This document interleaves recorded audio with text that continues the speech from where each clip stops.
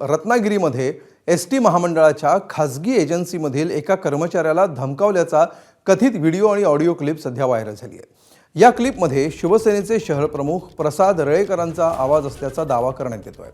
ऑडिओमध्ये कर्मचाऱ्याला दमदाटी करताना बस जाळण्याची आणि जीवे मारण्याची धमकी दिल्याचा आरोप करण्यात आलाय। यावेळी गृहराज्यमंत्री योगेश कदम यांच्या नावाचा वापर करून धमकावल्याचा प्रकारही समोर आलाय। या प्रकरणाची पोलीस चौकशी सुरू आहे।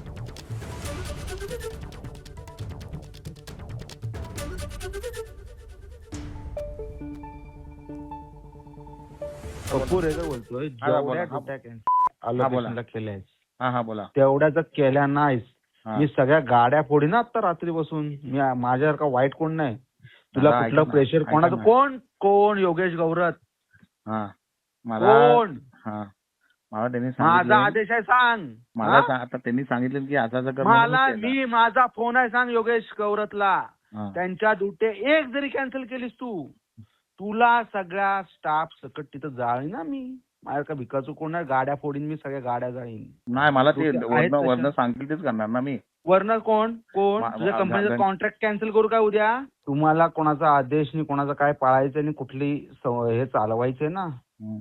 हे तुम्ही ओळखा समजलं का